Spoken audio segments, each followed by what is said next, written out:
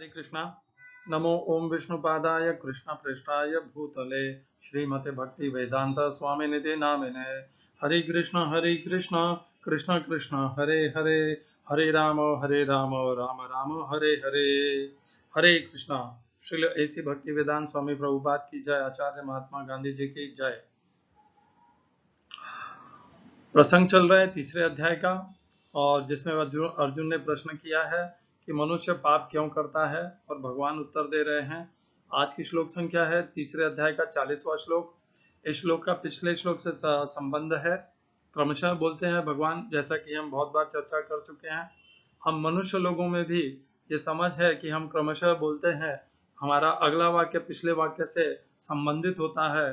तो भगवान तो परम ज्ञानी है, सच्चिदानंद है, तो उन्हें तो यह ज्ञान है ही कि वे क्रमशः संबंध बना करके बोलते हैं। इसीलिए पुनर्कथन करते हैं तीसरे अध्याय का 39वां श्लोक। आवृतम ज्ञानमेतेन ज्ञानिनो नित्यवैरिणा काम रूपेण कौन्तेय दुष्पूरेण अनलेन च। जो ज्ञानी है, जो जानना चाहता है, या जो ज्ञानी है, उसका ज्ञान, ये परम ज्ञानी की बात नहीं हो रही है, ना ब्रह्म ज्ञानी की बात हो रही है, जो साधारण ज्ञानी है। ज्ञानी अर्थात जो जानना चाहता है, जो जानने वाला है, ज्ञाता जिसे कहते हैं। तो जो ज्ञाता है, जो जानने वाला है, उसका जो ज्ञान है, उसे काम ने, जो उसका परम शत्रु है, उस ज्ञाता का जो परम शत्रु है काम, उसने उसे ढक रखा है। आवृतम, ढक रखा है। ज्ञानम, ज्ञान को, किसके? एतेन, ज्ञाता को, जो उसका परम शत्रु है, उसने ढक रखा है। क्या, कौन है वो परम शत्रु? काम रूपेण, काम रूप, काम का काम है वो परम शत्रु। और वो काम किस प्रकार का है? वह काम दुष्पूर्ण, वह कभी संतुष्ट नहीं हो सकता। और अनलेन, वह अग्नि के जरा जैसे सदैव प्रज्वलित रहता है। क्योंकि एक कामना शांत होती है तो दूसरी कामना तुरंत वहीं से उसकी स्फूर्ति हो जाती है। क्योंकि जो इंद्रिय और विषय के बीच में राग द्वेष का संबंध है वह बना रहा है, इसीलिए कामनाएं उत्पन्न होंगी और कभी नहीं रुकेंगे। तो भगवान ने यहाँ पर बता दिया कि किस प्रकार, इसके पहले वाले श्लोक में भगवान बताए थे,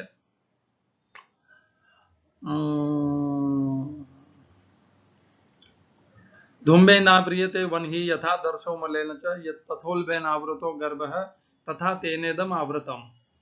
तो तीन प्रकार का भगवान ने बताया था कि किस प्रकार तीन अलग अलग प्रमाण में काम ने ज्ञान को ढक रखा है, परंतु ढक निश्चित रखा है। और हमने इसका संबंध बनाया था तीसरे 18वें अध्याय में 20, 21 और 22 श्लोक, जहां पर भगवान सात्विक, राजसिक और तामसिक ज्ञान बताते हैं। और कल हमने चर्चा भी की थी कि ज्ञान, विज्ञान और बुद्धि में क्या अंतर होता है। एक बार उस चर्चा को पुनः छेड़ देता हूं। ज्ञान वह होता है जो हम पढ़ करके, दूसरे से सुन करके ग्रहण करते हैं, समझते हैं और मानते हैं, वो ज्ञान है।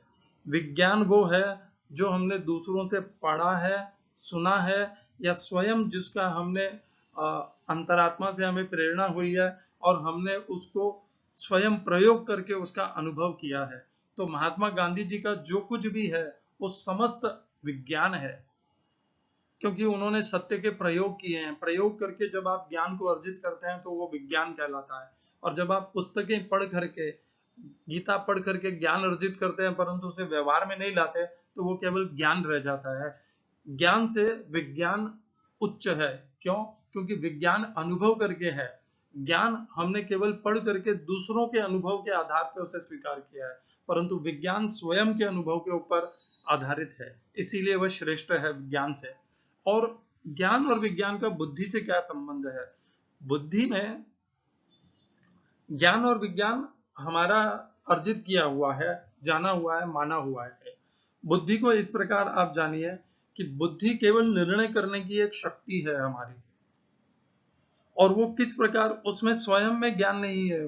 बुद्धि में, बुद्धि ज्ञान के ऊपर आश्रित होकर के जब भी बुद्धि को निर्णय करना होता है तो वो ज्ञान या विज्ञान में गोता लगाती है, उसके अंदर जा करके वहां से ढूंढ करके लाती है कि क्या पिछला अनुभव था और उसके आधार के ऊपर क्या निर्णय लेना है, क्या धर्म युक्त है, क्या पाप है, क्या पुण्य है, क्या करने योग्य है, क्या त्यागने योग्य। तो वो निर्णय तो बुद्धि लेती है, पर उनका उसका बुद्धि का जो आधार है वो ज्ञान और विज्ञान बनते हैं। ज्ञान और विज्ञान स्वयं निर्णय नहीं लेते, परंतु वे आधार बनते हैं बुद्धि के निर्णय लेने के लिए। इन तीनों का यह अंतर महत्वपूर्ण है एक और कारण से, क्योंकि जहां पर 7वें अध्याय का 4था श्लोक आता है, भगवान कहते हैं भूमि आपो अनल वायु खम मनो बुद्धि रेवच अहंकार मितीयम में भिन्ना प्रकृति रष्टदा। तो भगवान ने कहा कि मन, बुद्धि, अहंकार ये भी अपरा प्रकृति के ही भाग हैं और उनका नियंत्रण अपरा प्रकृति के पास है। ज्ञान उसमें नहीं आया, क्योंकि ज्ञान हम अपने जीवन में सुन करके, अनुभव करके उसे ग्रहण करते हैं। इसीलिए कहते हैं कि ज्ञान को आप जितना बांटोगे वो कभी कम नहीं होगा, बढ़ता चला जाएगा। ये एक ऐसी पूंजी है। तो ज्ञान, विज्ञान और बुद्धि का अंतर हमने समझ लिया है। अब इसी को आधार बना के हम चलते हैं अगले श्लोक में, जहां पर भगवान बताएंगे कि ये जो काम है ये रहता कहां पर है। इंद्रियाणि मनो बुद्धिः अस्याधिष्ठानमुच्यते एतैर्विमोहयत्येषः ज्ञानमावृत्य देहिनम्। हिंदी अनुवाद गीता यथारूप श्रील प्रभुपाद। इंद्रियां, मन तथा बुद्धि इस काम के निवास स्थान है। इनके द्वारा यह काम जीवात्मा के वास्तविक ज्ञान को ढक कर उसे मोहित कर लेता है। English translation Gita as it is Swami Prabhupada. The senses, the mind and the intelligence are sitting places of this lust which wields the real knowledge of living entity and bewilders him. इस श्लोक में प्रयोग किए गए संस्कृत शब्दों के अर्थ हैं इंद्रियाणि, इंद्रियां, मनः, मन, बुद्धि अर्थात बुद्धि, अस्या, अस्य, इस काम का, अधिष्ठान, निवास स्थान, उच्चते, कहा जाता है। दूसरी पंक्ति, एतैहि, इन सबों के द्वारा, विमोहयति, मोहग्रस्त करता है, एषः, यह काम, ज्ञानम, ज्ञान को, आवृत, ढक कर, देहिनम, देही शरीरधारी को, जीवात्मा को। इस श्लोक का तात्पर्य गीता यथारूप से 3रा अध्याय का 40वां श्लोक है।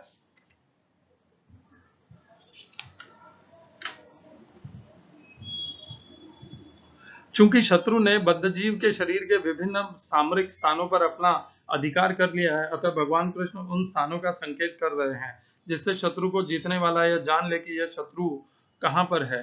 मन समस्त इंद्रियों के कार्यकलापों का केंद्र बिंदु है, अतः जब हम इंद्रिय विषयों के संबंध में सुनते हैं तो मन इंद्रिय तृप्ति के समस्त भावों का आगार बन जाता है। इस तरह मन तथा इंद्रियां काम की शरण स्थली बन जाते हैं। इसके बाद बुद्धि ऐसी कामपूर्ण रुचियों की राजधानी बन जाती है। बुद्धि आत्मा की निकट पड़ोसिन है। काममय बुद्धि से आत्मा प्रभावित होता है, जिससे उसमें अहंकार उत्पन्न होता है और वह पदार्थ से तथा इस प्रकार मन तथा इंद्रियों से अपना तादात्म्य कर लेता है। आत्मा को भौतिक इंद्रियों का भोग करने की लत पड़ जाती है, जिसे वो वास्तविक सुख मान बैठता है। श्रीमद् भागवतम में आत्मा के इस मिथ्या स्वरूप की अत्युत्तम विवेचना की गई है। जो मनुष्य इस त्रिधातु निर्मित शरीर को आत्मस्वरूप जान बैठता है, जो देह के विकारों को स्वजन समझता है, जो जन्मभूमि को पूज्य मानता है और जो तीर्थ स्थलों को की यात्रा दिव्य ज्ञान वाले पुरुष से भेंट करने के लिए नहीं अभी तो स्नान करने के लिए करता है, उसे गधा या बैल के समान समझना चाहिए।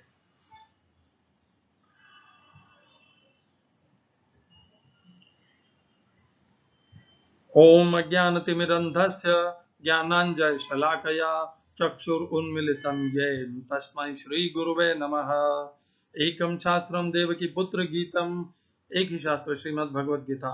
एको देवो देवकी पुत्र एव, एक ही भगवान श्री कृष्ण। एको मंत्रस्तस्य नामानि यानि, एक ही मंत्र भगवान के नाम का महामंत्र। हरे कृष्ण कृष्ण कृष्ण हरे हरे, हरे राम राम राम हरे हरे। कर्मापेकम तस्य देवस्य सेवा, कर्मों के द्वारा भगवान श्री कृष्ण की सेवा, यही आधार है अध्यात्म के, भक्ति के, कर्मयोग के। इंद्रियाणी, मन और बुद्धि, भगवान ने कृपा करके हमें निवास स्थान बता दिए, जैसा कि प्रभुपाद ने बताया, भगवान ने कहाँ कहाँ पर शत्रु ने अधिकार जमा रखा है वह बता दिया हमें। इंद्रियां, मन, बुद्धि, ये काम के निवास स्थान है, और यहाँ पर स्थित होकर के वह हमें विमोहित करता है, विमोहित, और ज्ञान को ढक देता है।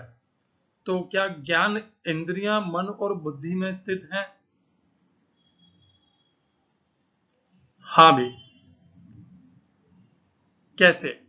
तो सबसे पहले तो हम ये समझते हैं कि इंद्रियां कैसे इस काम का आश्रय, काम का स्थान बनी। तो इंद्रियां जब विषयों को भोग करती हैं, तो इंद्रियों को भोग करने से जो सुख हमें समझते हैं हम, विषय भोगों का सुख, वो जो सुख इंद्रियां अनुभव करती हैं वही हमारा ज्ञान है। देखिए, जब मिठाई खाते हैं तो वो जो मिठास का एहसास होता है, इंद्रिय कौन सी है? हमारी जिह्वा।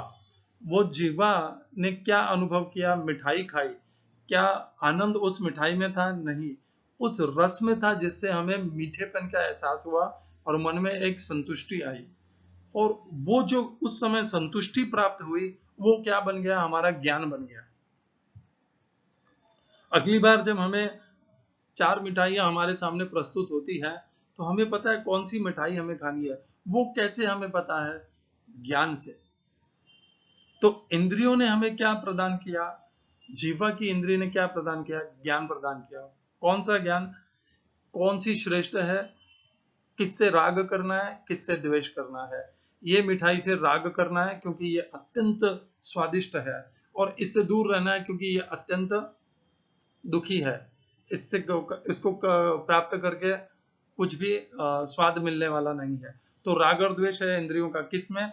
मिठाई में। 4 मिठाइयों में राग और द्वेष है, उसमें से एक श्रेष्ठ है जिसको उसने चुन लिया, और वही ज्ञान है हमारा। और इस ज्ञान, ये हमारा ज्ञान है, इंद्रिय विषय ज्ञान है। और ये ज्ञान क्यों हुआ हमें? हमें तो एक्चुअली, हमें दरअसल तो हमें वास्तविकता तो यही है कि हमें इस ज्ञान को, ज्ञान स्वीकारना ही नहीं चाहिए। ये तो केवल एक इंद्रिय लोभ का ज्ञान है, परंतु हम तो इसी ज्ञान के ऊपर अपना पूरा जीवन निर्वाह कर देते हैं। यह तो वास्तविक ज्ञान भी नहीं है, ये तो केवल इंद्रिय तृप्ति का एक अनुभूति है, और हम इसे ही ज्ञान मान के बैठ जाते हैं, और इसी ज्ञान के प्रति आकृष्ट होकर के, जीवन भर आकर्षित होकर के अपना जीवन इसी में लगा देते हैं। ये क्यों होता है? वो विमोहयति, यहाँ पर जो भगवान ने कहा था, एतैर विमोह यत्येष ज्ञानम आवृत्त देखिना। तो वास्तविक ज्ञान तो कुछ और था, परंतु काम ने हमें मोहित करके हमारे सच्चे ज्ञान को तो ढक दिया, और ये जो इंद्रिय तृप्ति का ज्ञान था, इसे ऊपर उठा दिया, और हमने इसी ज्ञान को आधार बना करके हमारे जीवन को इंद्रिय तृप्ति, विषय भोग की प्राप्ति में लगा दिया। ये है इंद्रिय का ज्ञान, और जो सच्चा ज्ञान है वो ढक गया। सच्चा ज्ञान क्या है? सच्चा ज्ञान तो यही हो सकता है कि मैं एक जीवात्मा हूं, यह शरीर मेरे से पृथक है, ये इंद्रियां पृथक है, विषय भोग के लिए यह शरीर नहीं बना है, इंद्रियों को विषयों से अनासक्त करना है, राग द्वेष को छुड़वाना है, मन के द्वारा इंद्रियों को नियंत्रित करके उन इंद्रियों को भोग, काम भोग और ऐश्वर्य सुख से हटा करके उन्हें दूसरों की, भगवान की सेवा में, भगवान के भक्तों की सेवा में, भगवान के अंश रूप प्राणी मात्र की सेवा में लगाना है। ये है वास्तविक सच्चा ज्ञान, और यही कर्मयोग है, और यही ज्ञान है। ये कब संभव हो पाएगा? जब हम जान लेंगे कि ये शरीर हमसे पृथक है, ये इंद्रियां भी हमसे पृथक हैं। और ये तो भगवान ने क्या चाहिए है? भगवान 7वें अध्याय के 4थे और 5वें श्लोक में भगवान कहते हैं, भूमि आपो अनल वायु खम मनो बुद्धि रेवच। खम मन बुद्धि, मन बुद्धि अहंकार मिति यम में, मन बुद्धि और अहंकार ये अपरा प्रकृति के भाग हैं। और जीवात्मा के लिए क्या कहते हैं भगवान?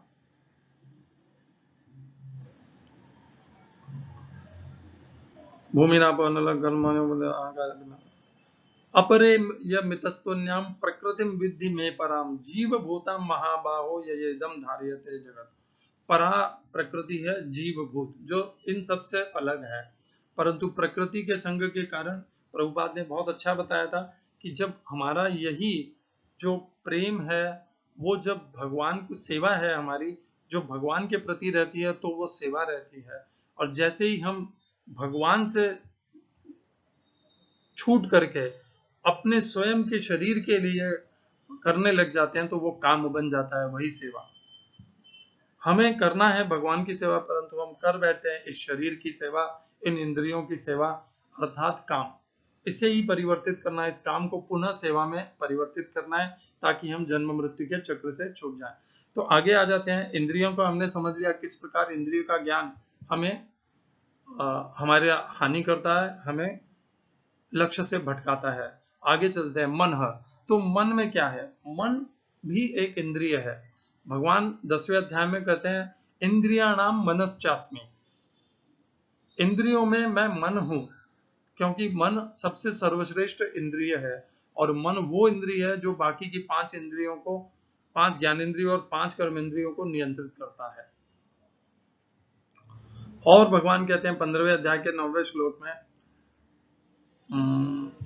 मनःषष्ठानि इंद्रियाणि, मन के साथ में 6 इंद्रियां हैं। 5 इंद्रियां तो हम जानते ही हैं ज्ञानेंद्रियां, और मन को भी भगवान उसी में जोड़ करके कहते हैं 6 इंद्रियां हैं, अर्थात मन भी इंद्रिय ही है। भगवान ने यहाँ पर फिर अलग क्यों कहा इंद्रियों को? क्योंकि मन जो है वो इन समस्त इंद्रियों का नियंता है, इन सबको नियंत्रण करने वाला है और इन सबसे श्रेष्ठ है इंद्रिय ही, परंतु उसका एक अलग अपनी एक पहचान है जिसका, इसीलिए वह इंद्रिय की श्रेणी में नहीं पर मन की एक अलग श्रेणी है, उस श्रेणी में वो आता है इंद्रिय ही। उसमें भी काम आकर के वहां पर निवास करता है। जब निवास करता है तो क्या होता है?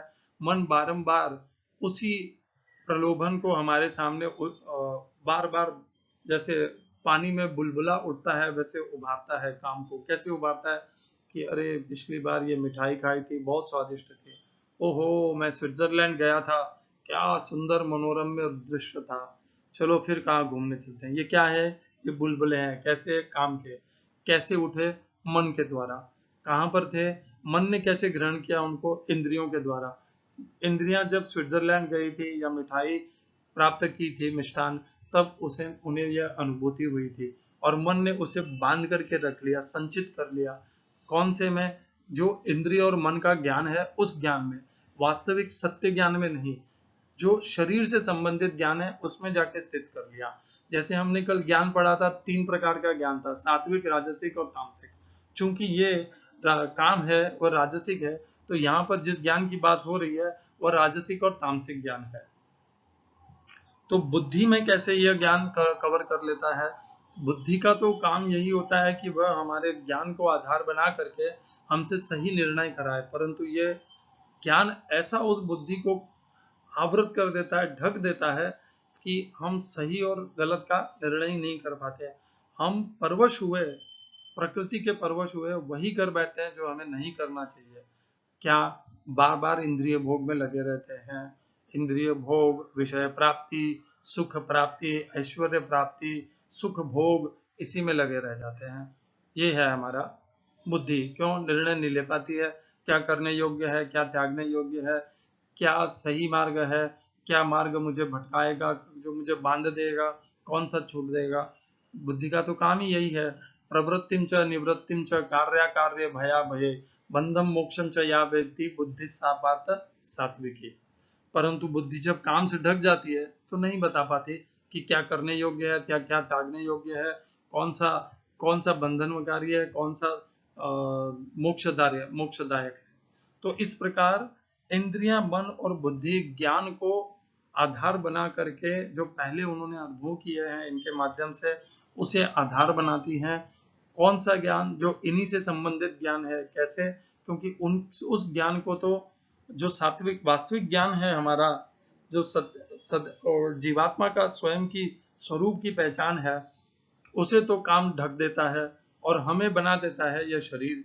और शरीर कि इन इंद्रियों और अंगों को हमें सेवा करना है, उनकी कामनाओं को संतुष्ट करना है, इसमें लगा देता है।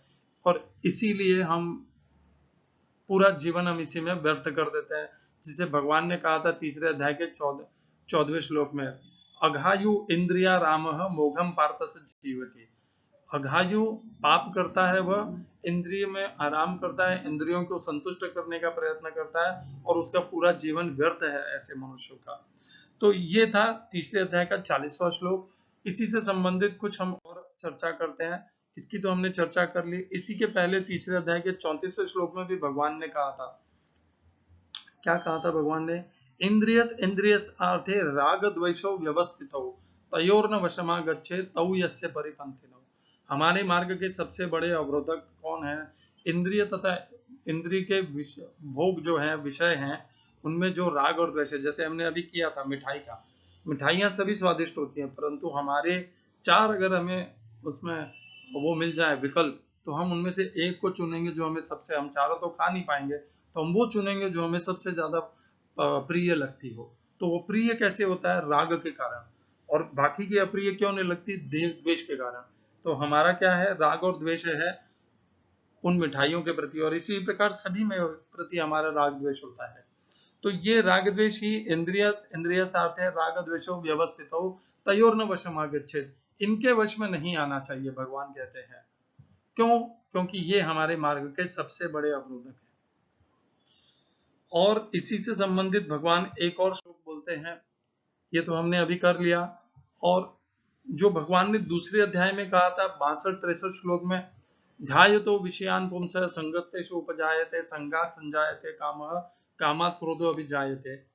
तो ये हमने चर्चा कर ली। हमने वहां पे भी देखा था कि बुद्धि जब नाश हो जाती है तब मनुष्य का पतन हो जाता है, और यहाँ पर बुद्धि को जब ढक देता है ये काम, वहां से उसका पतन हो जाता है। तो इसीलिए भगवान कहते हैं कि इंद्रिय, मन और बुद्धि, इनके ये इसके निवास स्थान है काम के, और वहां पर ये अच्छे से घेराबंदी करके हमें परवश बना देता है, और इसी हमारी बुद्धि का विनाश कर देता है, और इससे हमारा पूरा जीवन व्यर्थ हो जाता है। और स्थित प्रज्ञ कौन है? जो इससे विपरीत चलता है। कर्मयोगी कौन है? जो इस प्रवाह के विपरीत चलता है। प्रजहाति यदा कामान, जिसने समस्त कामनाओं का त्याग कर दिया।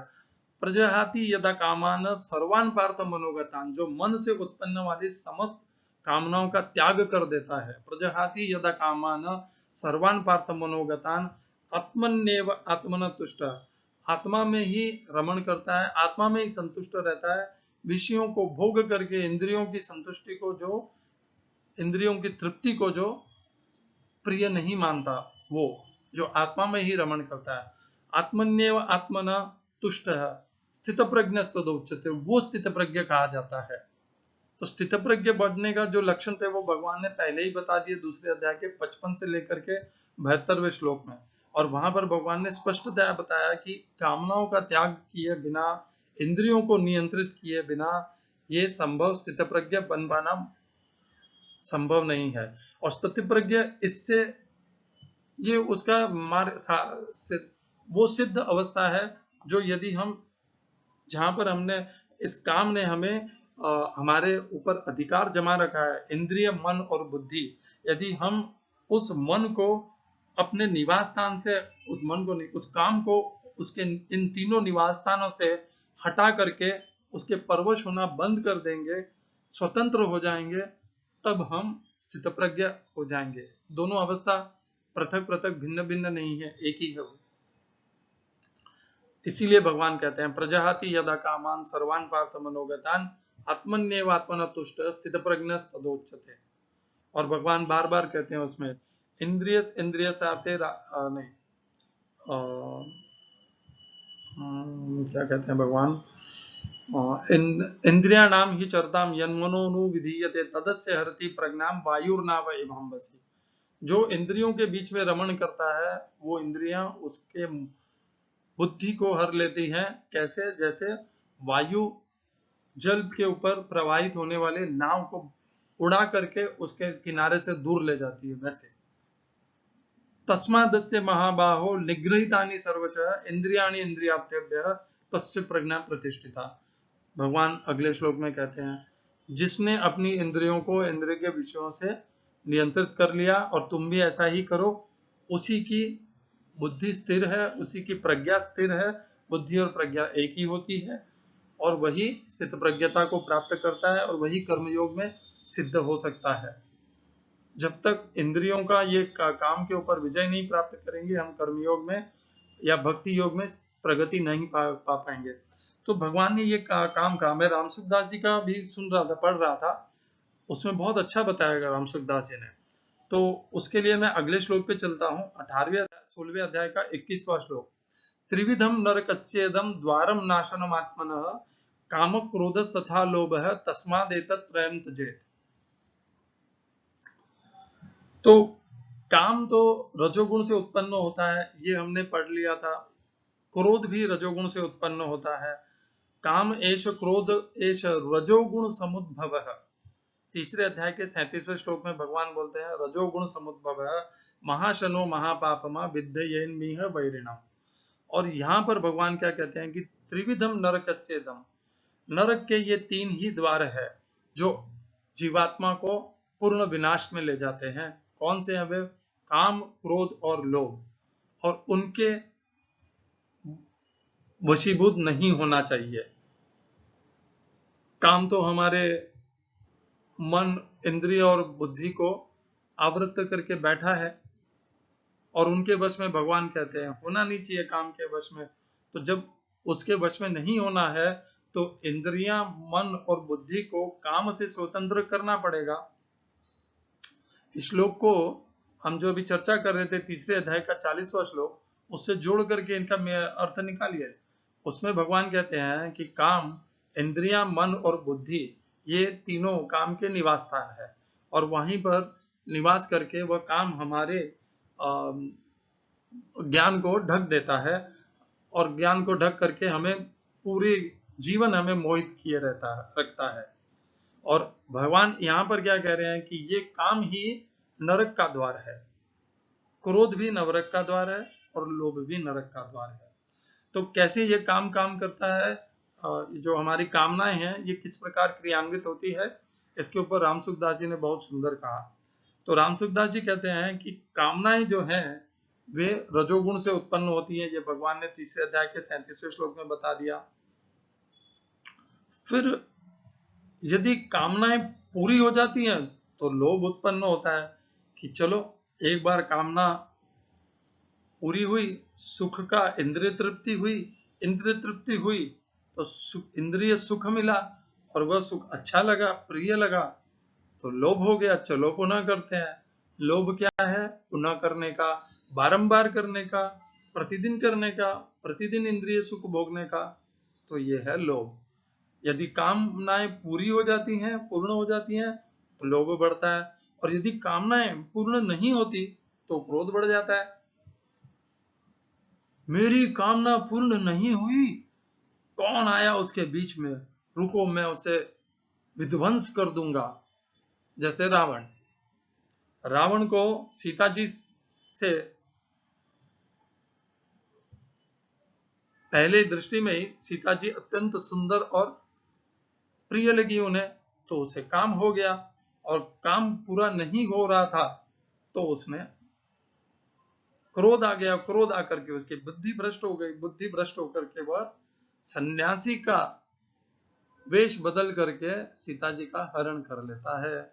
तो इस प्रकार जब इच्छा पूरी नहीं होती, कामनाएं पूर्ण नहीं होती, जब सीता जी ने उन्हें, रावण को स्वीकारा नहीं कि तुम लंकापति भी हो तो भी मुझे तुमसे कोई भी मेरा संबंध कभी नहीं हो सकता, तब रावण को क्रोध आ गया, क्योंकि रावण की सीता जी की प्रति जो कामनाएं थी वो पूर्ण नहीं हुई, तो क्रोध आ गया। क्रोध नरक का द्वार है।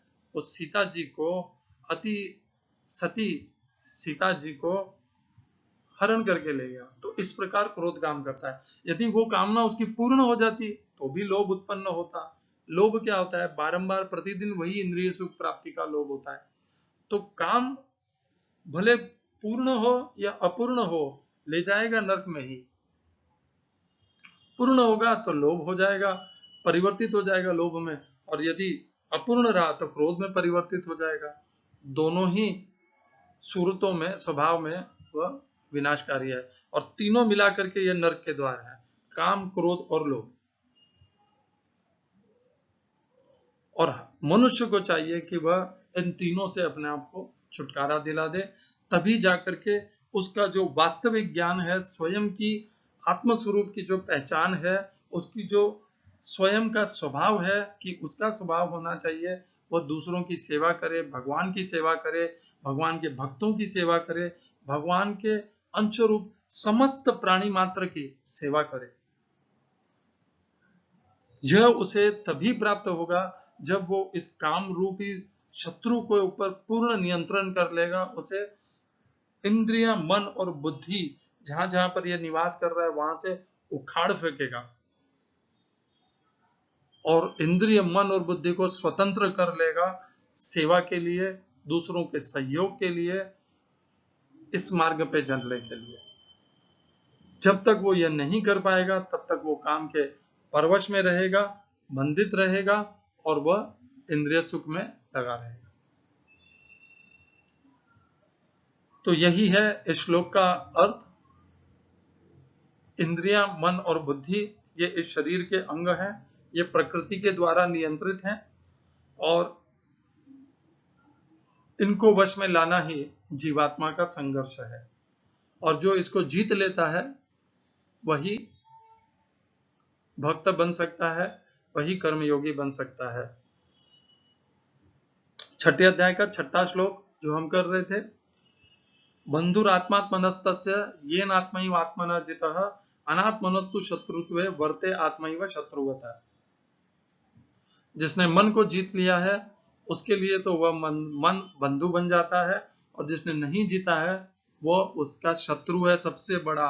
हमारे ही भीतर है, हमारे ही साथ है, हमें निरंतर प्रभावित करता है, हमें परवश करके रखता है अपने अंदर, वो शत्रु ही होता है। शत्रु कौन होता है? जो हमारे ऊपर अपना अधिकार बना लेता है, हमें स्वतंत्रता हमारी हर लेता है, जो हमें परवश करके बलात् हमसे वो करवाता है जो हम नहीं करना चाहते, वो हमारा शत्रु होता है। और वो कौन है? मन।